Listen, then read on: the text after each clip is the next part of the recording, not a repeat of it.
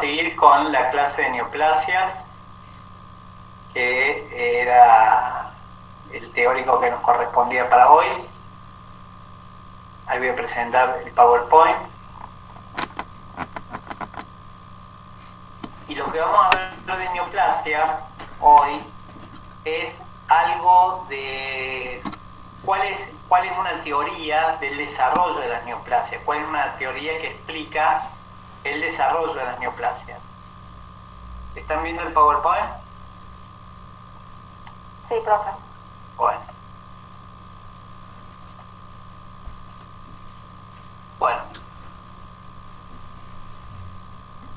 Entonces, hoy vamos a estudiar cómo es una de las teorías del desarrollo de las neoplasias, y ustedes saben que toda neoplasia se desarrolla a partir de una lesión genética no letal.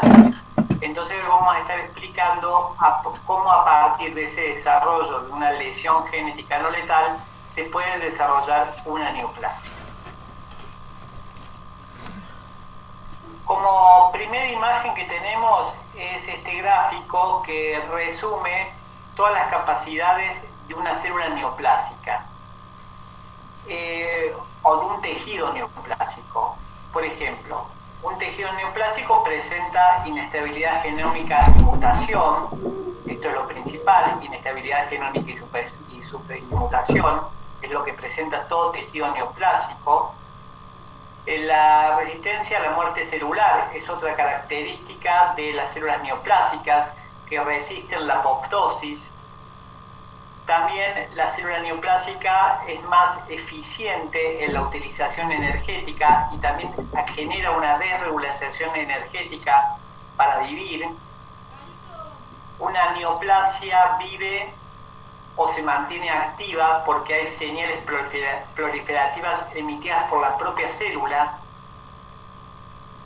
También evade los sistemas que son supresores del crecimiento celular.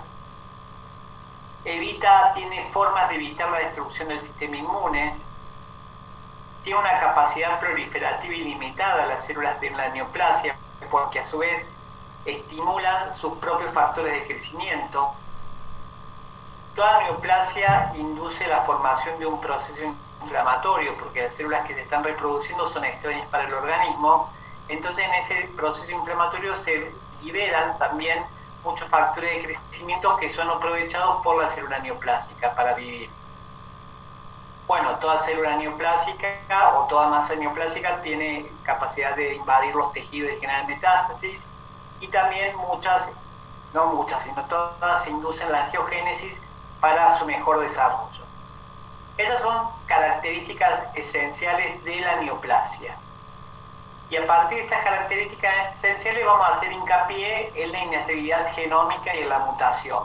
Eso es lo que vamos a ver bien específicamente hoy. Bueno, lo que les iba diciendo. Con la célula neoplásica hace un uso más eficiente de la glucosa.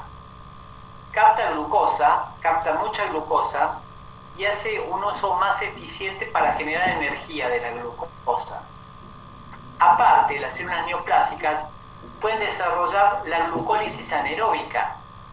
¿Por qué? Porque la célula neoplásica tiene la capacidad de vivir en un estado de anaerobiosis. La anaerobiosis se ha visto que no la va a destruir a la célula, porque la célula resiste esa anaerobiosis y puede generar energía a partir de ese estado. Entonces es muy complicado destruir las células por un proceso de isquemia, porque la célula resiste esa baja concentración de oxígeno en el tejido. Bueno, toda célula tumoral va a evadir, va a poder evadir supresores de crecimiento, y toda célula tumoral sintetiza factores de crecimiento que ella misma utiliza. Bueno, habíamos hablado que las células tumorales podían evadir la apoptosis, y la evasión de la apoptosis la realizan por la sobreexpresión del gen BSL2. El gen BSL2 es un gen que codifica una proteína que es antiapoptótica. ¿Se acuerdan que había proteínas proapoptóticas y proteínas antiapoptóticas? Que las proapoptóticas generaban lesiones en la matriz mitocondrial para la salida del citocromo C al citoplasma. Y este citocromo C iba a generar iba a activar la vía de las caspasas. Bueno, y había otras proteínas que eran las antiapoptóticas que iban tapando esas lesiones en la matriz mitocondrial. Bueno, justamente las células neoplásicas tienen la capacidad de evadir la apoptosis por sobreexpresión de un gen que codifica muchas proteínas antiapoptóticas. El proceso inflamatorio habíamos nombrado que favorece la liberación de factores de crecimiento, y esos factores de crecimiento, que son proteínas, son utilizadas por las células tumorales para crecer. Y la inmunovigilancia está deprimida. El sistema inmune estimula el desarrollo de un proceso inflamatorio, porque son células extrañas para el cuerpo, entonces se genera una respuesta en contra de estas células, y esa respuesta es a través de una respuesta inflamatoria. Pero bueno, está el reconocimiento de la célula neoplásica como célula extraña, está deprimida, entonces no es muy eficiente ese proceso inflamatorio que se desarrolla. ¿Qué células del sistema inmune actúan en la inmunovigilancia contra las neoplasias, contra las células tumorales? Bueno, las células presentadoras de antígenos y las células dendríticas como células que son las primeras que van a estar alerta en ver qué células son extrañas para el cuerpo. Y estas células presentadoras de antígenos y células dendríticas van a estimular a los linfocitos T, CD4 positivos y CD8 positivos, y las células natural killer. Estas células son las principales que reaccionan contra células neoplásicas. Entonces, toda inflamación que se instaure en contra de una neoplasia va a estar caracterizada por células mononucleares. Bueno, ahí abajo dice que la comunicación de las células del sistema inmune se realiza gracias a quimiosina. Habíamos hablado que la inmunidad tumoral, la capacidad que tienen las células tumorales de evadir la respuesta inmune. ¿Cómo es esto? Una cosa es que la célula tumoral altera el complejo mayor de histocompatibilidad. Ustedes lo habrán visto en inmunología, el complejo mayor de histocompatibilidad son proteínas que se expresan sobre la membrana celular, y esas proteínas son como el número de documento de la célula. El sistema inmune reconoce a la célula a través de su complejo mayor de histocompatibilidad. Entonces, por ejemplo, va pasando una célula y el sistema inmune la reconoce porque reconoce ese complejo. Entonces dice, no, esta es la buena, es buena. Por ahí pasa una que tiene alterada este complejo mayor de histocompatibilidad y la célula no la puede reconocer ni como extraña. Entonces, esta alteración del complejo mayor de histocompatibilidad, al estar cambiado, la célula no puede reconocer, la célula de defensa no puede reconocer a la célula extraña.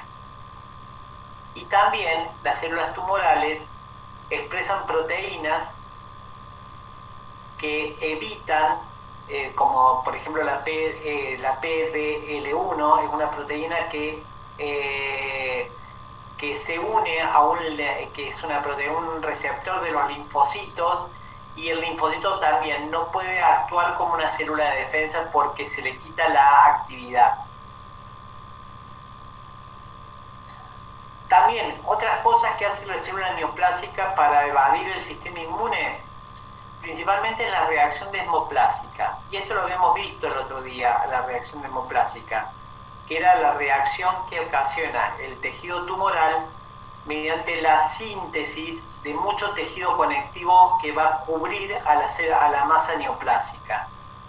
Justamente este exceso de tejido conectivo va a actuar como una cápsula, evitando principalmente la acción de quimioterápicos y evitando la acción de los quimioterápicos que dañen a la célula tumoral que se está desarrollando.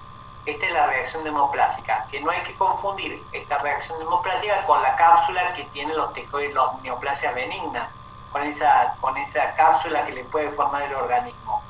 Acá la masa neoplásica elabora como una cubierta de tejido conectivo para protegerse de ella, la masa tumoral.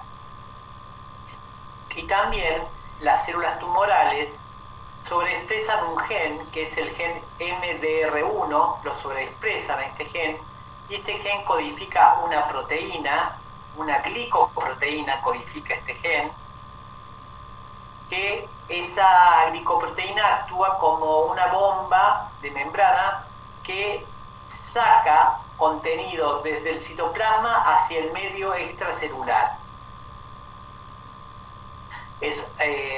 La glicoproteína P permite la eliminación rápida de fármacos, principalmente de fármacos que se localizan en el interior de la célula, expulsándolos a través de una bomba de membrana hacia el espacio extracelular. Entonces, esta glicoproteína P actúa contra drogas que se usan para tratar a la neoplasia, y esta célula, esta glicoproteína P, lo que hace es sacar esa droga, esa sustancia quimioterápica, hacia el medio extracelular y no deja que actúe en la célula. Estas son formas que tiene la célula neoplásica de alterar todo el sistema inmune y protegerse para su mejor desarrollo. Bueno, ya algo habíamos hablado de esto, que la neoplasia es una enfermedad del genoma. Es una enfermedad que se debe a una alteración genómica. Esta neoplasia la célula neoplásica surge por alteraciones del ADN que desregulan la estructura o función de uno o varios genes. Vamos a ver que hay acontecimientos que alteran el ADN, como dice ahí, desregulando la función de uno o varios genes.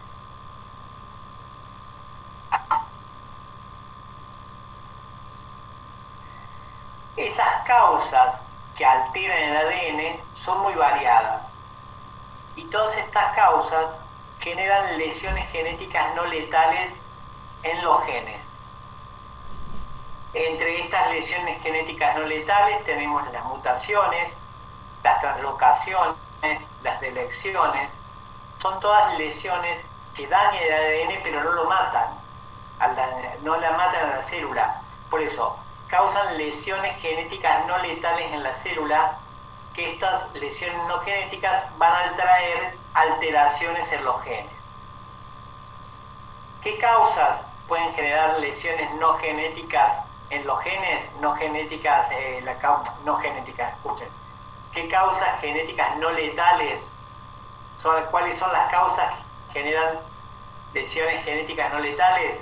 Radiaciones, sustancias químicas, virus, parásitos, y siempre hay una causa hereditaria. Entonces estas causas generan lesiones genéticas no letales que van a alterar cierto tipo de genes en la célula, y la célula va a entrar a funcionar mal y va a entrar a generar una neoplasia.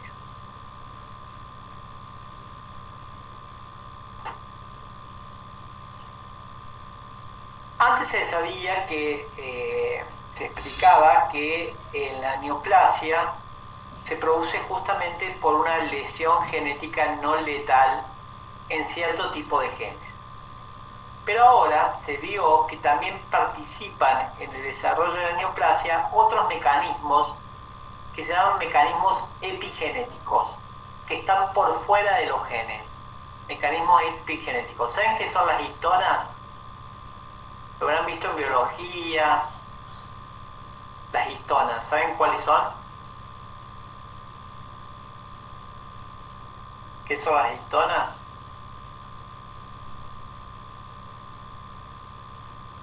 Proteínas. Sí. Proteínas que se encuentran en el ADN. Claro, son las que enrollan el ADN, son proteínas que se encargan de enrollar el ADN. Y en estas proteínas, en estas histonas, capaz que están afectadas y en este enrollamiento silencian parte del ADN. Lo silencian, no puede, entonces también el mecanismo no solo es genético, sino que hay mecanismos epigenéticos que llevan a la alteración de ciertos genes. Profe, ¿cómo lo silencian? No sé. Porque van tapando la expresión de los genes. Ah, bien, ahí lo entendí. No dejan que se exprese cada gen a través de una forma de enrollamiento específico. Ya lo van a ver en genética, me imagino esto.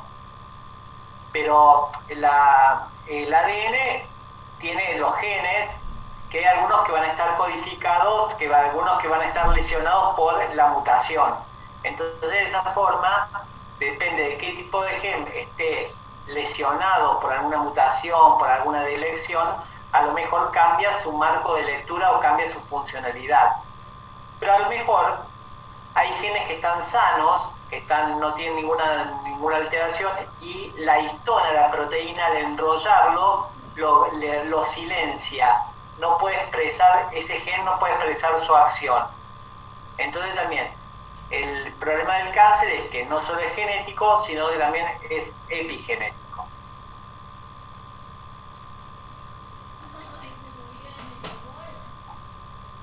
Siempre para que se produzca el desarrollo de una célula neoplásica, tienen que estar afectados los genes, afectados por una lesión genética no letal.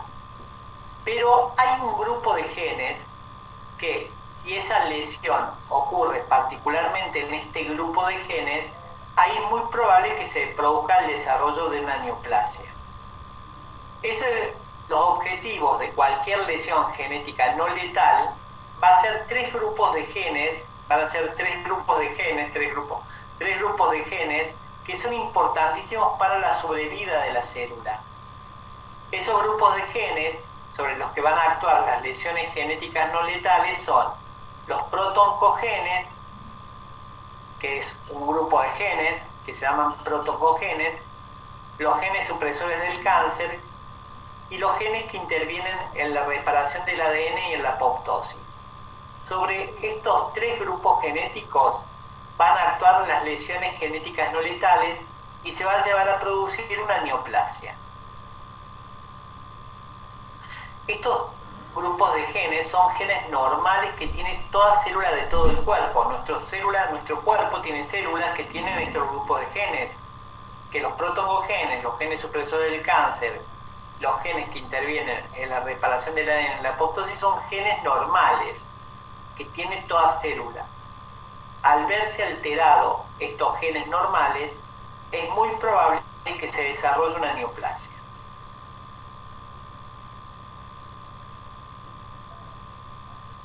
Miren, los protoncogenes, que son un grupito de genes que tenemos en el interior de la célula, estos genes intervienen en el crecimiento y la división celular. Son genes normales, los protoncogenes, que intervienen en el crecimiento y la división celular. Y estos genes codifican proteínas, que esas proteínas controlan que la división celular se realice en forma ordenada y coordinada. Para eso son los protoncogenes. Normalmente estos protoncogenes generan proteínas que controlan, como podríamos decir que controlan que la división celular y el crecimiento de la célula sea normal, o que esté dentro de los parámetros normales, que esté todo ordenadito y bien puntillo, bien ordenadito y bien amalgamado todo. Eso es lo que hacen las proteínas que codifican los protoncogenes en forma normal. ¿Estamos? Miren, los antioncogenes, o los genes también llamados genes supresores del cáncer, son genes que codifican proteínas normalmente que regulan también el crecimiento celular. Generan proteínas que están inhibiendo continuamente generan proteínas que están inhibiendo continuamente el crecimiento celular. Esto lo hacen en forma normal, ¿sí? Estas proteínas, cuando les llega la información de que la célula tiene que dividirse, estas proteínas se inactivan y permiten que la proteína entre en su ciclo de división normal. Porque siempre estas proteínas están activadas y están inhibiendo el crecimiento. Cuando les llega la información de que la célula tiene que dividirse o tiene que desarrollarse, estas proteínas se inactivan y permiten que la proteína entre en ciclo celular y se divida. Por ejemplo, acá tenemos los genes supresores del cáncer, que son estos anti-oncogenes que están codificando proteínas. Si estas están inactivadas en forma continua, estas proteínas van a estar inactivadas en forma continua, permiten una división exagerada, una expansión clonal de esa masa celular que está creciendo y pueden llevar al desarrollo de una neoplasia.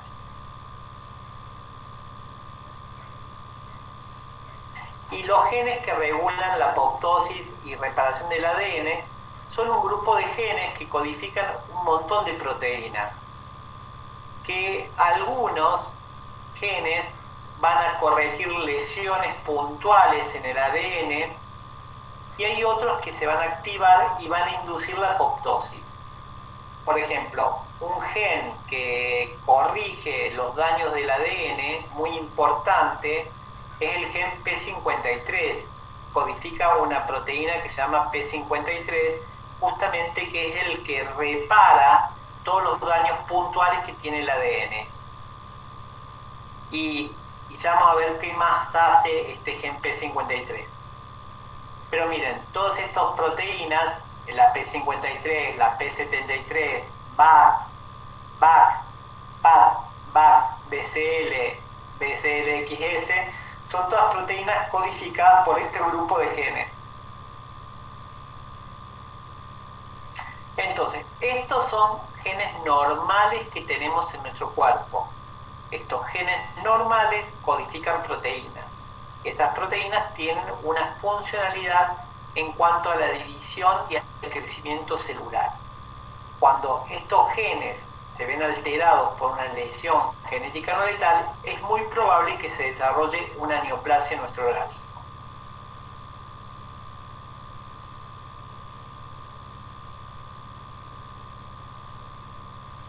Miren acá, los protoncogenes, estos genes normales que tenía el organismo, pueden sufrir una alteración estructural, ya sea una mutación, un rearreglo, una translocación. Todas estas son lesiones genéticas no letales que generan, cuando este gen va a estar mal formado, genera una proteína anormal. O también puede ser que cuando este gen esté alterado, puede estar alterada también su regulación, la regulación de su expresión. Su expresión puede estar aumentada o disminuida. Pero lo más común es que se genera una proteína errónea, una proteína anómala, que no va a hacer lo que la proteína debería hacer. Miren acá, tenemos el protoncogen normal, ahora tenemos un protoncogen mutado, porque sufrió una lesión genética no letal, este grupo de genes, protoncogenes. El protoncogen mutado cambia de nombre y ya no se llama más protoncogen, se llama oncogen. El protoncogen mutado se llama oncogen. Este oncogen, que está alterado en su estructura porque está sufriendo una lesión genética no letal, genera proteínas anómalas. Esas proteínas anómalas derivadas del oncogen se llaman oncoproteínas. ¿Estamos acá? Sí, profe. Bueno, antes de empezar a hablar de dar un ejemplo de una oncoproteína, vamos a explicar cómo cómo hace una célula, muy someramente vamos a explicar cómo hace una célula para crecer, para entrar en división. Bueno, a la membrana se le tiene que pegar a un receptor de membrana en una célula, que tiene un receptor de membrana, imagínense una célula, la membrana celular afuera tiene receptores, tiene proteínas ahí de membrana. A un receptor, una proteína, se le tiene que pegar un factor de crecimiento. Ese factor de crecimiento va a activar transitoriamente al receptor, que es una proteína de membrana, y este receptor activado va a llevar la información que le da el factor de crecimiento a proteínas transductoras que van a estar del lado intracitoplasmático. Esas proteínas transductoras van a llevar la información que les da el factor de crecimiento al interior de la célula. Estas proteínas transductoras intracitoplasmáticas van a transmitir la señal del factor de crecimiento por el citoplasma a través de segundos mensajeros. Esos segundos mensajeros van a llevar la información que les trae el factor de crecimiento al núcleo. Casi siempre la información es para que la célula entre en división celular. Entonces, esa información la van a llevar al núcleo. En el núcleo, una vez que llega la información, se van a activar factores nucleares que van a iniciar la transcripción del ADN. Entonces ahí la célula va a empezar a entrar en ciclo celular para dividirse. Esto es todo lo que pasa normalmente. Ahora vamos a dar el ejemplo de una proteína codificada por un protoncogen, que es la proteína RAS. Esta proteína es una proteína normal, la proteína RAS es una proteína normal que es una proteína de transmembrana que es codificada por un protoncogen normal. Acá vamos a simplificar lo que explicamos recién. Llega el factor de crecimiento, se une al receptor de membrana, de la membrana celular. La unión del factor de crecimiento al receptor activa una señal, que esa señal se envía todo por la proteína receptora y la lleva la información a las proteínas de transmembrana que van a actuar como segundos mensajeros. ¿Sí? Una proteína de transmembrana muy estudiada es la proteína RAS. La proteína RAS está continuamente inactiva, pero cuando le llega la activación, cuando le llega la información, se va a activar la proteína RAS. La proteína RAS está inactiva y cuando llega la información se va a activar. En esa activación, la proteína RAS cambia, gana un fosfato. La proteína RAS está bien activa porque estaba unida al GDP. Bueno, al activarse gana un fosfato. Ahora la proteína RAS activada está unida al GTP. ¿Sí? Esta proteína RAS activada va a continuamente mandar información hacia el núcleo, va a tratar de mandar información hacia el núcleo, esta información que captó desde el factor de crecimiento, la va a mandar hacia el núcleo a través de una vía de segundos mensajeros intracitoplasmáticos, que es la vía de la MAP-sinasa. Esta vía va a llevar información al núcleo para que la célula, para que el núcleo entre en transcripción y permita entrar a la célula en el ciclo celular y así dividirse. Esto es lo que pasa normalmente.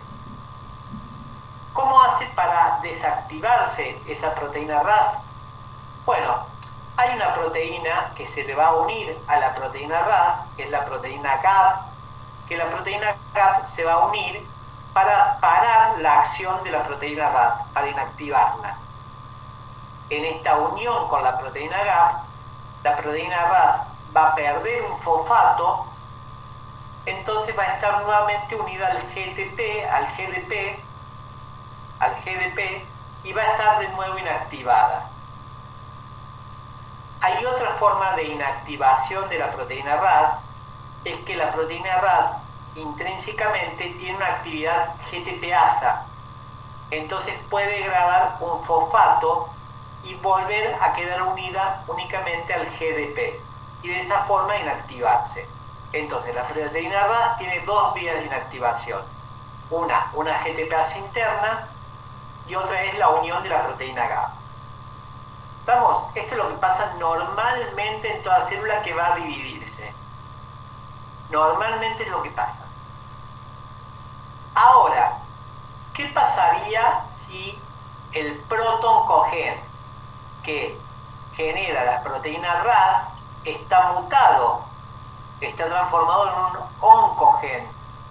Esta proteína RAS que se genera está alterada y va a estar, la proteína RAS va a estar continuamente activada, mandando información en forma constante y continua hacia el núcleo para que la célula entre en división.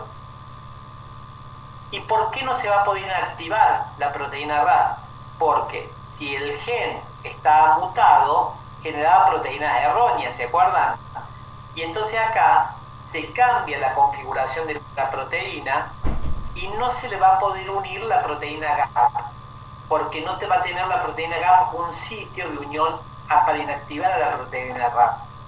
Entonces ya esa vía de inactivación va a estar alterada y también está alterada la vía de la GTPase interna.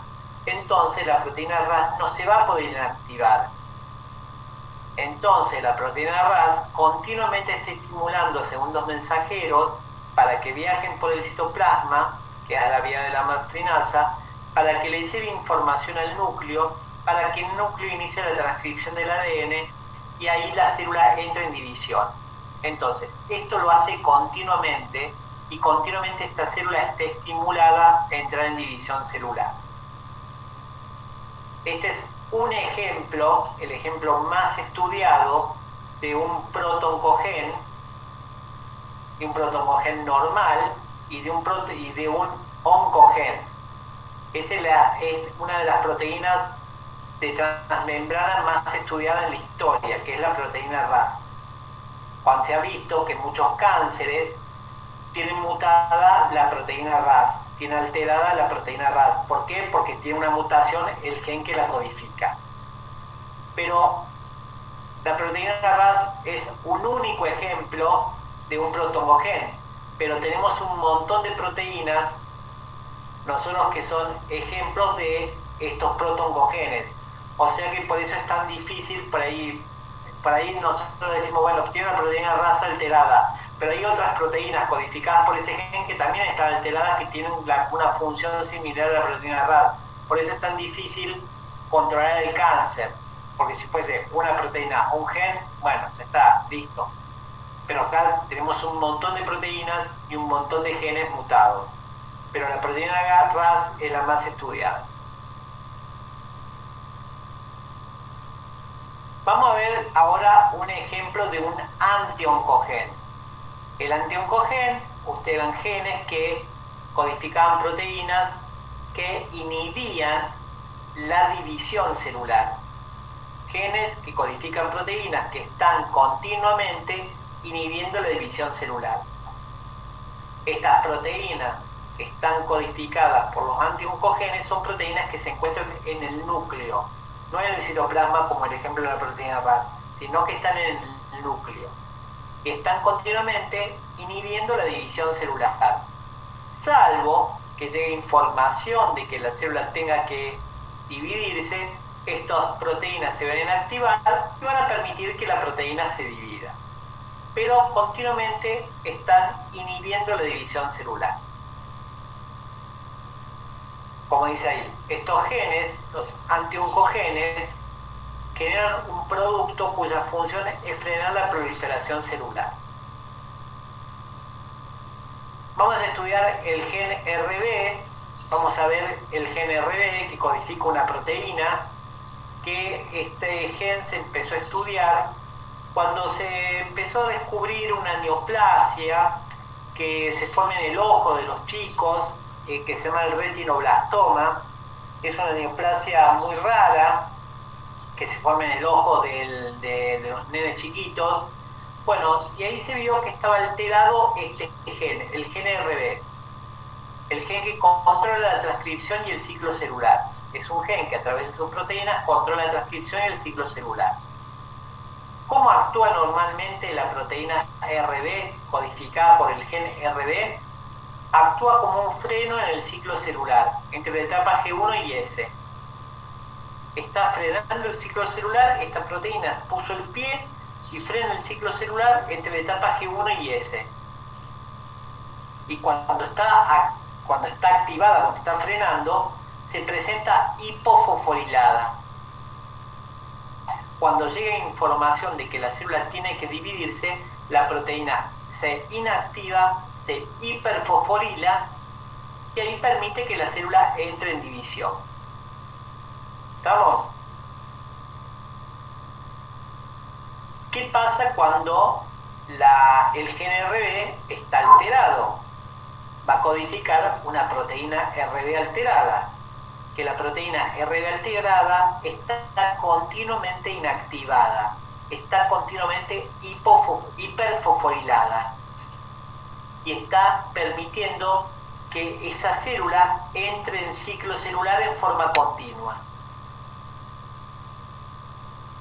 Miren acá, la proteína RB inactivada, hiperfosforilada, va a liberar un montón de factores de transcripción, como es el E2F, que luego de liberar estos factores de transcripción, la célula entra en mitosis y para pararla, normalmente para cortar la acción de esta proteína, normalmente lo que pasa es que esta proteína sea atacada por fosfatasas, justamente iba a perder un fosfato y va a volverse inactivada. Pero ¿qué pasa cuando está alterado el gen? La proteína RB está alterada, está continuamente inactivada, está continuamente hiperfosforilada y no puede ser atacada por las fosfatasas. Entonces la célula está continuamente, la proteína mejor dicho, está continuamente liberando factores de transcripción para que la célula entre en el ciclo celular. Miren acá está hipofosforilada, está activada, acá está activada la proteína, está hipofosforilada, ven que está secuestrando a los factores de transcripción, no permite que se liberen estos factores de transcripción, está frenando el ciclo celular, y cuando se activa la proteína se hiperfosforila y libera los factores de transcripción permitiendo que la célula entre en ciclo celular. Cuando la proteína está mutada, la proteína siempre está hiperfosforilada y siempre está liberando factores de transcripción, permitiendo a que la célula entre en división. Este es otro de los métodos que tienen las neoplasias para generar esa división continua celular. En una neoplasia puede estar mutado el proto-oncogen y puede estar mutado el anti-oncogen o los genes inhibidores del cáncer. Entonces tenemos un montón de genes mutados a la vez. Por eso es tan difícil el control del cáncer.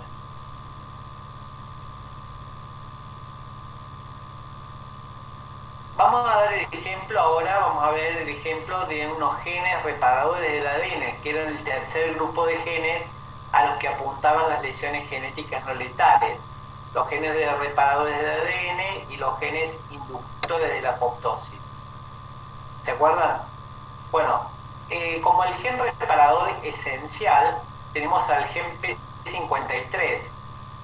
A este gen se lo llama el guardián molecular o el policía del ADN, y es este gen codifica una proteína, la proteína P53 que está en el núcleo, y se encarga de esta proteína de viajar de una punta a la otra del ADN y descubrir alteraciones en las bases genéticas, alteraciones. Entonces cuando hay una alteración, la proteína hace que todo el ciclo celular que se pare, se arregle esa lesión y si salió bien ese arreglo, permite que la célula siga con su vida. Pero ¿qué pasa? Si es demasiado grande el error, o si es demasiado grande la lesión, o si la lesión se arregló y se arregló mal, la célula, el P53 dice no, esta célula no va a poder dividirse con la lesión. Entonces la voy a mandar a que se muera y se activan genes que inducen la apoptosis. El P53 es una proteína que continuamente está leyendo el ADN y está tratando de encontrar errores. Cuando el error es chiquito lo puede reparar, perfecto, se lo repara y sigue todo como si estuviera normal. Pero cuando el error es muy grande o la reparación se hizo mal, el P53 dice, para que esta célula no se siga dividiendo con el error, mejor la vamos a matar. Entonces ahí activa a otros genes, que son los genes que inducen la apoptosis, y estos son los que la van a matar a la célula. Eso es lo que hace normalmente el gen P53 a través de su proteína P53. Mira, si tenemos un carcinógeno que lesiona el ADN, genera lesiones genéticas no letales en el ADN, con un P53 normal,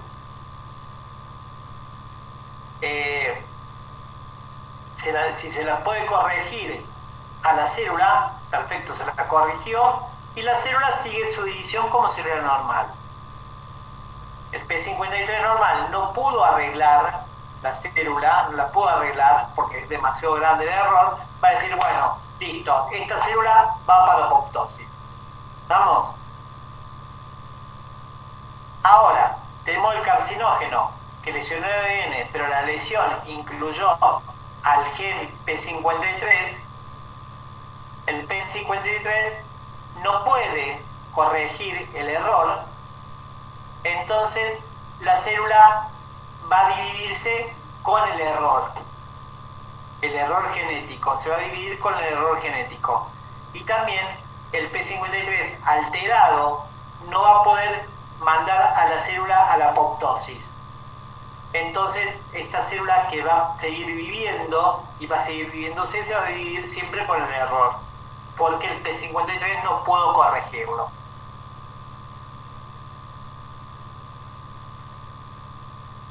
Miren acá tenemos dos células que están siendo afectadas por carcinógenos, por sustancias carcinogénicas o mutagénicas.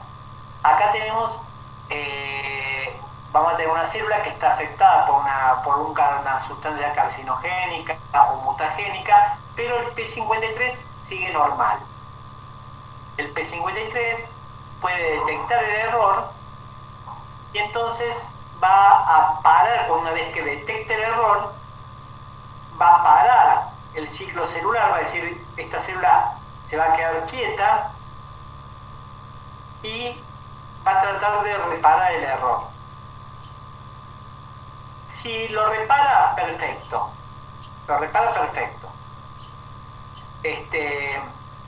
Pero a veces el error es demasiado grande, entonces manda a la célula a morirse por activación de otros genes que van a inducir la apoptosis. O a veces va a mandar a la célula a una senescencia, va a mandar a la célula a un estado de quietud total, que es la senescencia.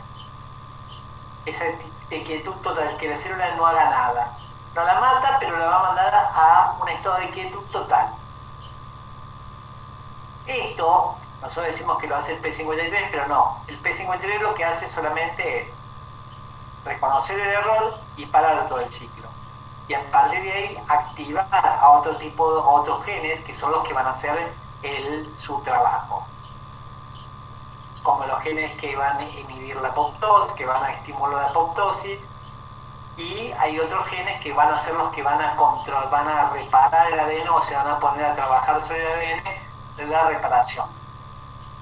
Esto con una célula que está sufriendo una lesión, pero con un ADN, con un P53 normal. Por ejemplo, acá tenemos otra célula que está sufriendo una lesión pero en esta lesión se afectó el P53. El P53 no puede ver el daño del ADN porque no tiene su acción, no puede ver el daño, y entonces permite que la célula entre en ciclo celular constante con el daño. Entonces, estas células mutantes se van a empezar a reproducir y pueden generar expansiones monoclonales de la célula y generar un tumor maligno. ¿Se entendió? Hicimos mucho lío con los genes.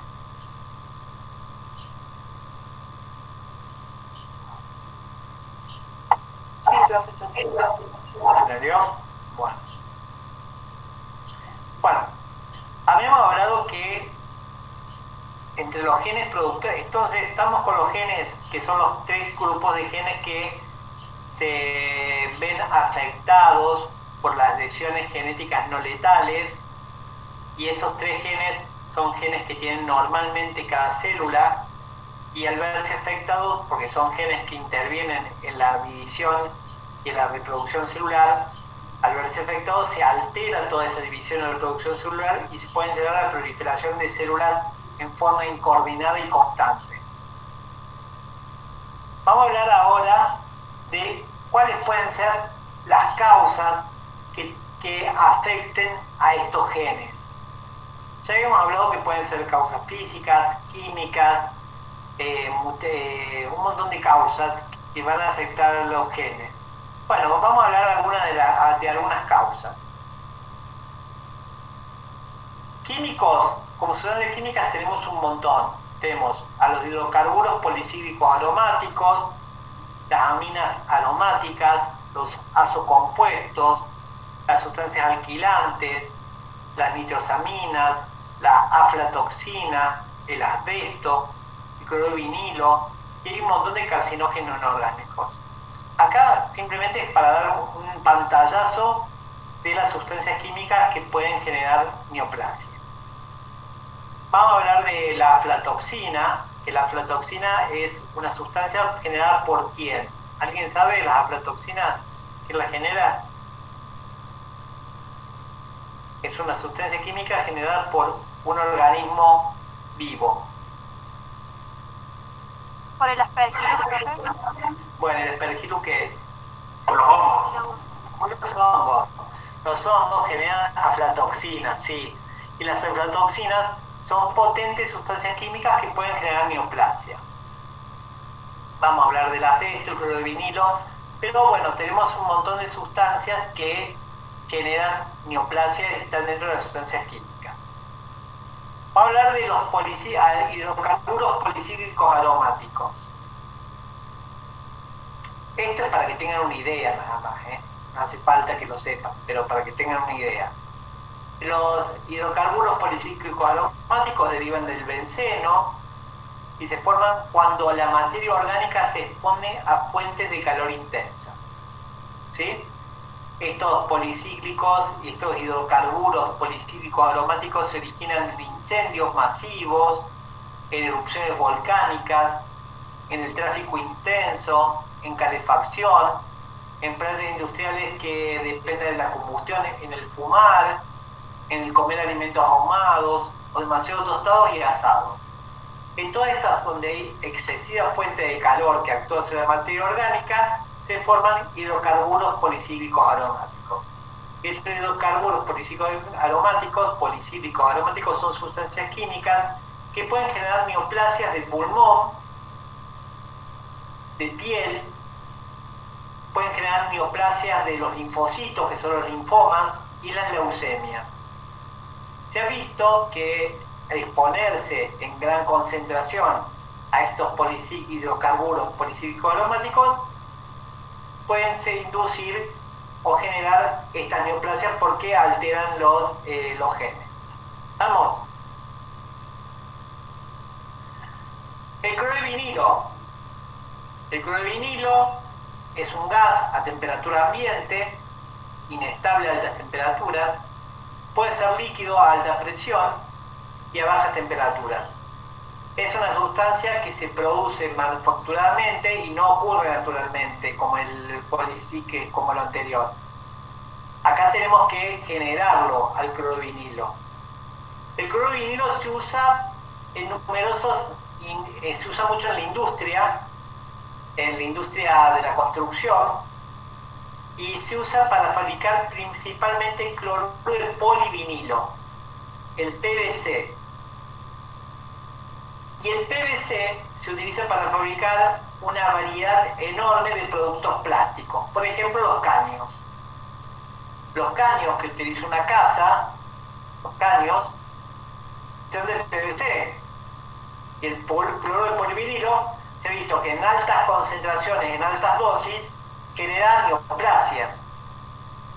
Vamos, es tóxico como gas o líquido, y esta toxicidad genera efectos genotóxicos y mutagénicos, y puede desarrollar cáncer de hígado, pulmón y hemangiosarcomas. Yo he leído que es muy baja la concentración que los caños de PVC desprenden en una vivienda, es bajísima la concentración de cloruro de polivinilo que desprenden los caños de PVC. Entonces no tengan miedo porque utilizar caños de PVC, caños plásticos para la construcción, porque es muy baja, casi ínfima la cantidad que de esos caños desprenden de la sustancia que induce el desarrollo de tumores. El asbesto, esto también es como muy conocido, el asbesto, el amianto, es un nombre de un grupo de minerales fibrosos. El asbesto o amianto se usó para muchas cosas, principalmente como aislante del calor se lo usó al amianto. Se lo usó para materiales para hacer parte de la construcción de las casas, para hacer techos, tejas, baldosas, azulejos. Para eso se usó el amianto, para parte de los autos, para los frenos, principalmente para materiales textiles termorresistentes. Para esto se usó una barbaridad de asbesto o amianto, y para equipo de protección individual, para pintura, producto de vermiculita o talco. El asbesto o amianto ha tenido una multiplicidad de acción, y se ha llegado a la conclusión de que el asbesto o amianto genera cáncer.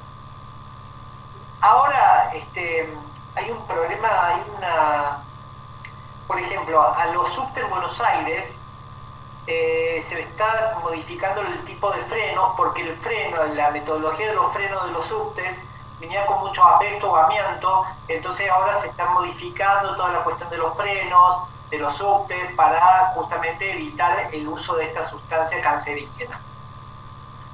El asbesto o amianto genera mucho cáncer. Principalmente, ¿qué tipo de cáncer? Dos: el cáncer del pulmón y mesotelioma.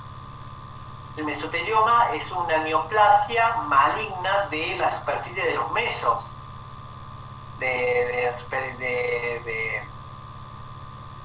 los mesos, de la serosa, de ahí es el mesotelioma, de la serosa del cuerpo, una neoplasia maligna. El asbesto y el amianto era muy famoso este producto en Europa del Este, en lo que era en Europa del Este, que era un gran productor de asbesto amianto, y se empieza a descubrir ahí el hecho de que la neoplasia producía cáncer. En esos lugares que de gran productores de asbesto amianto aparecieron una cantidad de gente con cáncer de pulmón y mesotelioma principalmente. Y se ha sabido que esa sustancia es muy cancerígena y genera mucha neoplasia en el individuo, en el hombre, en los animales, en todos. El asbesto amianto, como dice acá en Argentina, la nación firmó el convenio de Rotterdam que prohíbe su uso. En el 2001 se hizo ese convenio. El Ministerio de Salud de la Nación prohibió la producción, comercialización y uso de fibra de asbesto y productos que lo contengan. Entonces, es una sustancia muy cancerígena y conocida en todo el mundo, y hay convenios internacionales de Argentina que han firmado el no producción y no uso de esta sustancia.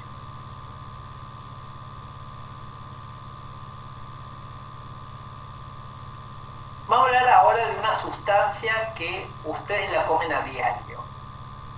Es re común y nadie la tiene en cuenta. La acrilamida. La acrilamida es una sustancia química, como dice ahí, que se usa para hacer compuestos químicos. ¿Qué compuestos químicos? Copolímeros de poliacrilamida y de acrilamida. Los sustancias químicas, los copolímeros, se usan en procesos industriales, en producción del papel, de la pintura, del plástico, en tratamiento potable y de aguas residuales. Se encuentran en base de alimentos y en algunos adhesivos. ¿Estamos? Como cualquier sustancia química. Bueno,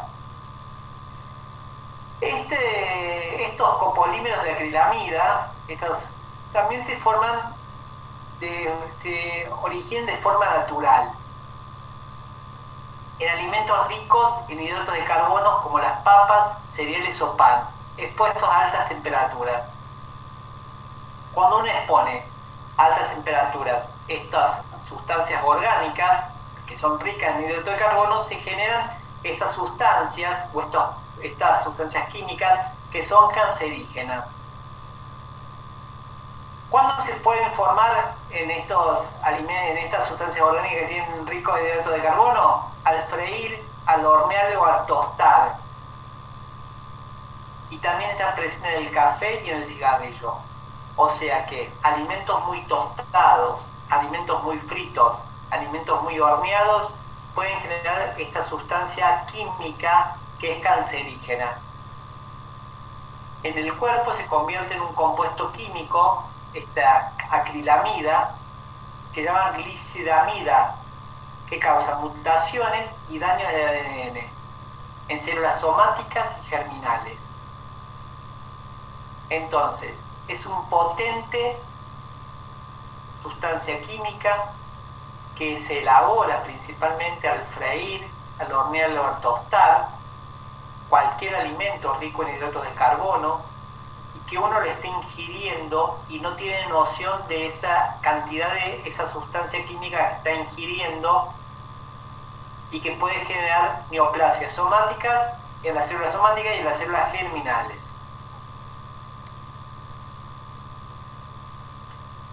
Hay una lucha en el mundo justamente para evitar que el alimento no sea tan tostado, no sea tan frito, no esté tan dorado, porque eso da indicio de mucha fritura, porque justamente se generan estas sustancias químicas en el cuerpo que causan lesiones de ADN.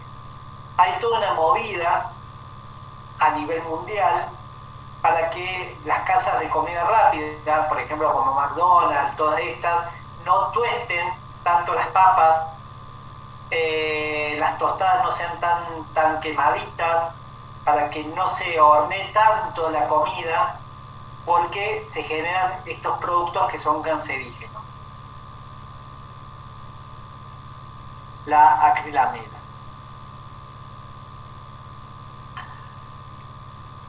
Bueno, como agentes físicos tenemos a las radiaciones, a las radiaciones ultravioletas, que es la exposición al sol, las radiaciones del sol, y las radiaciones ionizantes como agentes físicos.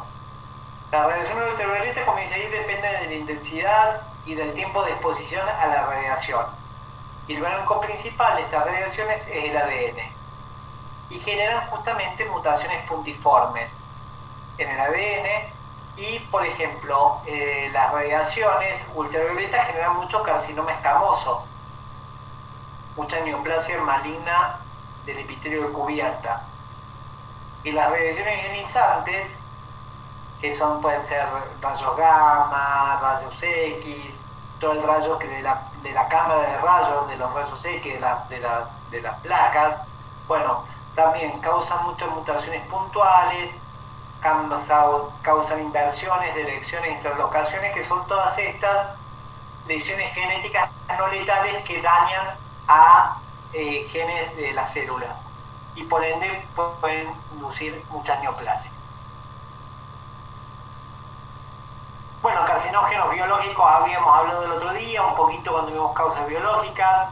Recuerden que hay virus que generan muchas neoplasias, como el herpesvirus, los retrovirus, que generan linfomas principalmente, el virus del papiloma.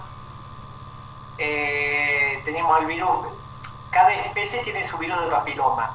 Acá estamos hablando del virus papiloma humano, que genera neoplasias del epitelio de cubierta, neoplasia maligna de células escamosas. Y miren cómo actúa. El virus del papiloma humano codifica proteínas, la E6 y E7. Son un tipo de proteínas que se unen a las proteínas RD y al P53, a la proteína RD, a la proteína del núcleo y a la proteína P53 que están en el núcleo, inactivándolas. Y esto conduce a un descontrol en la proliferación celular.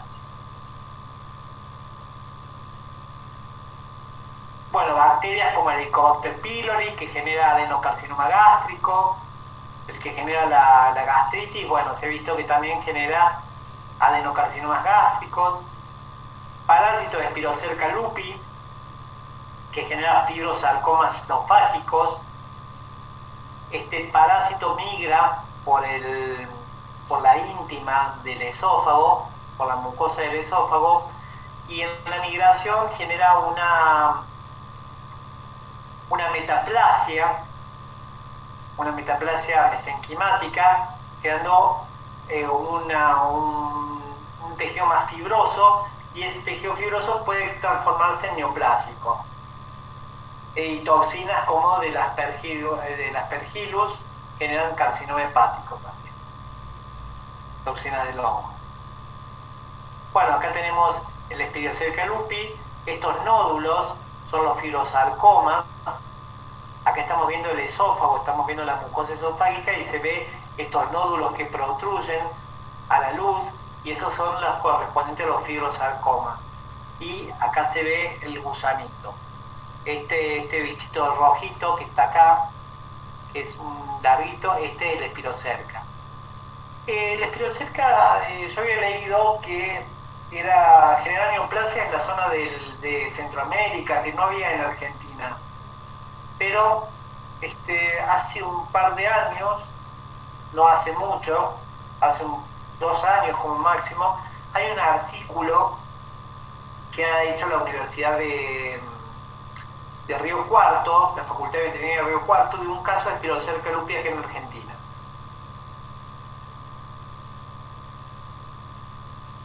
Bueno, el virus del papiloma, el papiloma canino, que genera estas lesiones benignas en el epitelio de cubierta.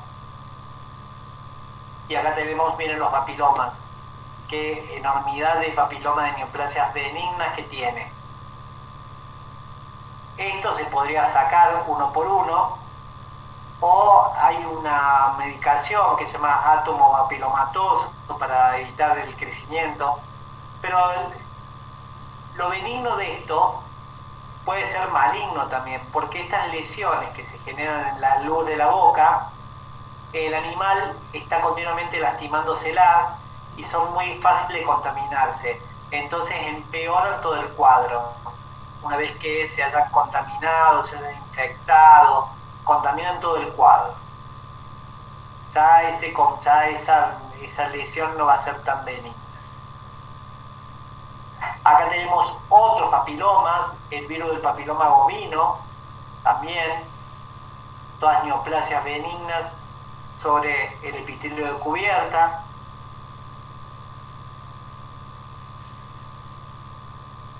Acá tenemos este carcinoma de células escamosas, que es muy típico en los gatos, por la acción del rayo, por la acción del sol.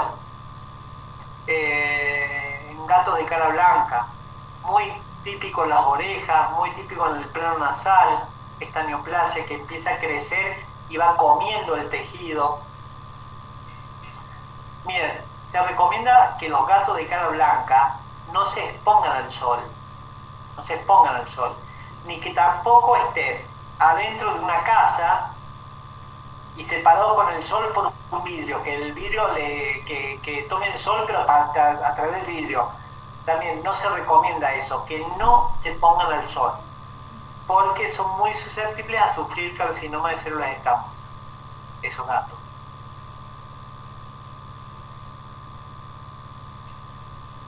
Acá tenemos otra neoplasia también que se genera mucho por el sol, en animales de piel donde el animal está en lugares de alta incidencia solar y crecen hemangiomas en la piel en la piel sin pelos, en la piel del abdomen casi siempre, por ahí por esa cuestión de que el animal se echa panza para arriba, se expone mucho esa zona a la acción del sol y es muy común el desarrollo de hemangiomas.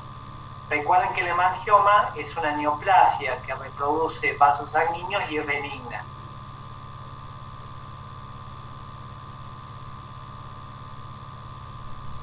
Y acá tenemos, miren, la histología de un melanoma dérmico. Estamos hablando de otra neoplasia que se genera mucho por la acción del sol, por estos rayos ultravioletas, el melanoma dérmico. Muy común en humanos.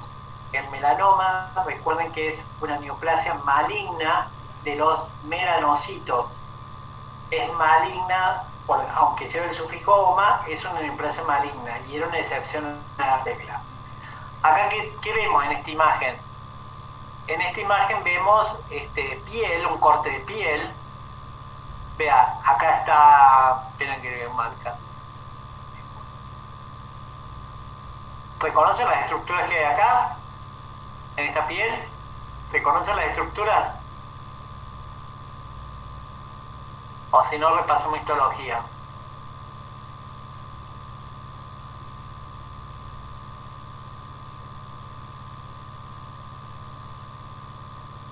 Chicos, ¿reconocen las estructuras? Sí, profe. ¿Qué tejido es este? Epitelio. Epitelio, ¿cómo se llama? Estratificado. No. ¿Qué capa? Si estamos viendo piel, ¿qué es? El La basal. La epidermis. La epidermis. La epidermis. ¿Esto qué tejido es? La dermis. La dermis. ¿Esto qué es?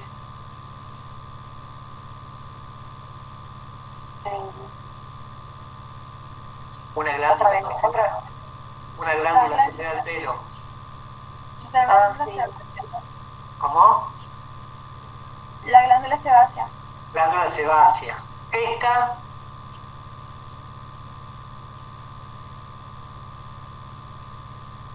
con un epitelio cúbico simple, enrollada, la parte distal, tiene un conducto que puede desembocar acá o acá. La glándula sudorípara. La glándula sudorípara, sí. ¿Y esto? El folículo piloso. El folículo piloso. Bueno, ahí está. Estamos en piel entonces, estamos en piel. Bueno, miren acá, la piel, miren, todo esto, ven que acá cambió el color rosado de la fibra, no está más. Mira, está todo siendo invadido por un color marrón. ¿Lo ven? El color marrón que invadió todo. En unos lugares hay una tonalidad marrón más oscuro, como en esta zona. ¿Sí? Bueno, vean cómo se va metiendo el color marrón entre las fibras. Bueno, lo que están viendo ahí en el color marrón, todas son células neoplásicas, son todos melanomas. Si nos acercamos bien, vamos a ver que son todos melanomas, son todas celulitas, una de la otra que está invadiendo toda la dermis. Y miren cómo se va expandiendo, cómo se van metiendo las células neoplásicas en los tejidos de alrededor. Bueno, acá estamos viendo un melanoma. ¿Qué les parece? ¿Este será un melanoma diferenciado, indiferenciado o moderadamente diferenciado? Con ver esto.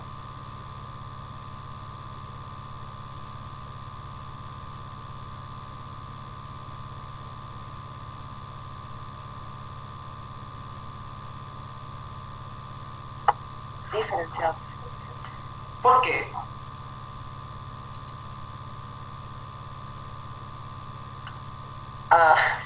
No, vimos, me hubiera dicho indiferenciado y no me pregunté por qué. No, pero aquí hay algo que les tiene que llamar la atención. Vean que se ve el color, el melanocito, está sintetizando melanina, por eso ese color más oscuro que tapa todo el citoplasma. Por eso se ven todos esos colores marrones, porque, bueno, justamente es diferenciado porque la célula, aunque tenga ese comportamiento maligno, infiltra el tejido, se va desarrollando, va invadiendo, pero sigue haciendo lo que hacía normalmente la célula. ¿Qué queda en lo que hacía normalmente el melanocito? ¿Qué es lo que hace? Producir melanina. Sintetizar melanina. Entonces, acá todas las células están sintetizando melanina, por eso ese color tan oscuro de la célula. Que entonces es diferenciado, es una neoplasia maligna, pero diferenciada porque la célula sigue haciendo funcionalmente lo mismo que hacía la célula que le dio origen. Si a veces tenemos melanomas donde el color va perdiéndose, donde vamos viendo que no hay tanto color para que nosotros reconozcamos las células, no hay tanto pigmento, entonces ahí ya va cambiando la característica de la neoplasia. Entonces decimos, sí, la verdad que acá no se parece a nada, ¿no? Bueno, ya estamos hablando de una neoplasia, de un melanoma con otras características de indiferenciación mayor. Pero acá tenemos un melanoma diferenciado. Habría que ver más de cerca las características celulares, si nos dejará ver el núcleo, qué características tiene el núcleo, y de ahí vamos a ir más acercándonos a la diferenciación o a la indiferenciación. Pero por lo menos generan melanina. Entonces me está diciendo que es algo diferenciado. ¿Estamos? Y no tengo más nada.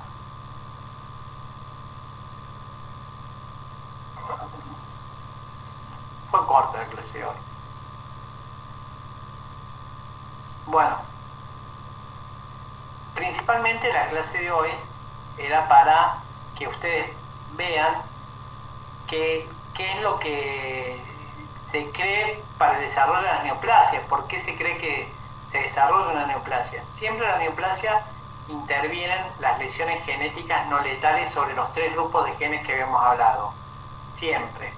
Y después va a haber sustancias coadyuvantes que van a estimular, porque a lo mejor tenemos la lesión genética y el animal no porta la neoplasia, pero se vio que hay factores que coayudan al desarrollo de la neoplasia.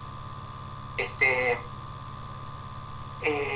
que tener la lesión genética y hay que tener las sustancias que estimulan el desarrollo de la neoplasia. Pero principalmente ese es el estudio, que se ven afectados principalmente estos 3 grupos de genes, que son los anti-oncogenes, los proto-oncogenes y los genes inhibidores del cáncer, y ahí se empieza a desarrollar. Y no solamente está afectada una línea genética, sino que pueden estar afectadas tanto los proto-oncogenes como los anti-oncogenes, o los proto-oncogenes, los anti-oncogenes y los genes inhibidores del cáncer. Entonces tenemos un lío de proteínas alteradas, que por eso hace tan difícil el tratamiento del cáncer, porque es masivo las proteínas que están alteradas y los genes que están alterados. Bueno, chicos, de 99 que había conectado, queda 31. Después me dirán ustedes por qué se desconectan. Bueno, chicos, quedamos así. Macarena, a una compañera se le cortó el internet, avisó recién, Ciara Ramos se llama, ahí lo puse en el chat. Sí. No, pero me sorprende que de 99 que había conectados, ahora quedan 31. No, bueno. La clase queda para el miércoles, el parcial. ¿Estamos?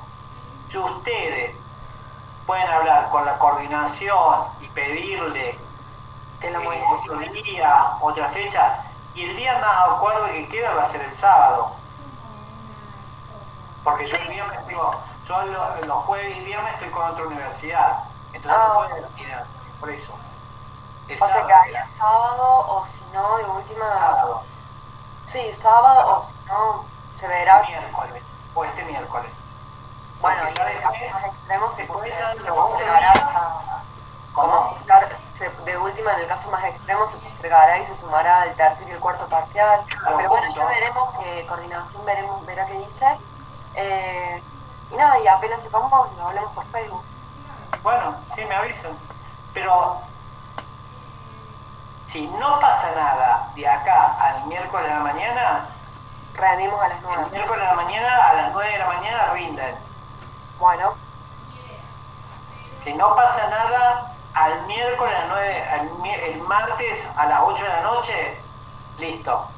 Es el ultimátum. sí, está bien. El miércoles a las 9 de la mañana rinden.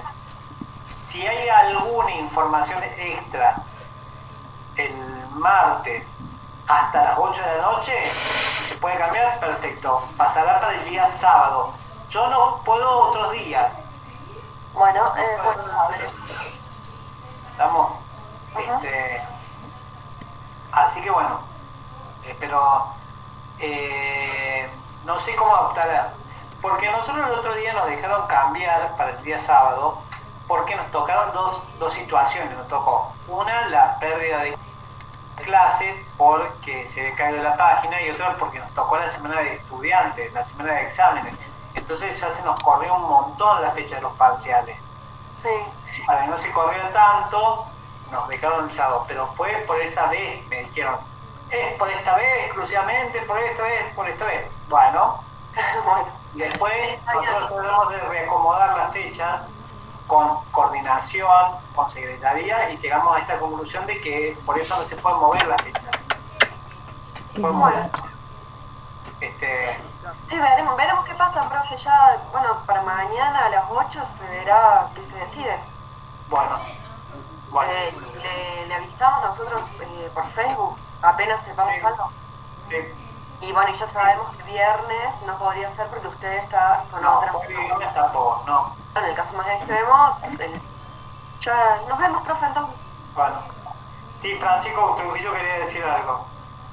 No, lo que quería decir es que nosotros sabemos que no es culpa suya, pero que los de coordinación están en falta y deberían ellos ser A la más... coordinación también se le quema un poco los papeles, porque también se le quema un poco los papeles a coordinación, porque tampoco pueden manejar todo esto, porque están las limitaciones de la universidad, las cosas, todo eso. Entonces la coordinación no se puede mover mucho tampoco, Claro. por las propias cosas, por las propias leyes de la facultad, de la universidad. Averigüen, si pueden, háganlo. Bueno, chicos, nos vemos. Bueno, La chao, clase profe. esta solo voy a subir. Bueno, ¿dónde tienen que leer este tema? Este tema está muy bien explicado en el Robin. En el Robin es donde más mejor está explicado. Es más mejor. Está explicado. ¿Dónde está explicado? Van a la parte de neoplasia, habla de neoplasia, y después habla de características de las bases genéticas del cáncer, justamente. Pero hay que saber leer bien el libro, porque cuando habla de los protoncogenes, tira un montón de ejemplos de protoncogenes. Así también tira un montón de ejemplos de anticogenes, y tira un montón de ejemplos de genes inhibidores del cáncer, genes reparadores del ADN. Bueno, nosotros tratamos de elegir los ejemplos más comunes y mejor explicados que tiene el libro. Porque hay otros ejemplos que es inentendible leerlo, se le hace un matero en la cabeza a uno que no se entiende nada. Bueno, tratamos de elegir los 3 ejemplos más comunes y mejores explicados que están de cada uno de los genes. Por eso, si van a leer, vayan específicamente a esos tipos de genes. Y me parece que en el trigo también está bien explicado. En el trigo también me parece que está bien explicado. Bueno, recuerden, el miércoles, si hay parcial, es el miércoles a las 9 de la mañana, de 9 a 9:40. A las 10 de la mañana continuamos con teórico, con el último teórico, que es de causas químicas, sí, de enfermedad. Es el último teórico. Si el miércoles no hay parcial, El teórico es a las 9. ¿Estamos? Bien. Bueno. Bueno, chicos, nos estamos viendo. Chao, profe, gracias. Chao. Hasta luego. Chao. Chao, nos vemos.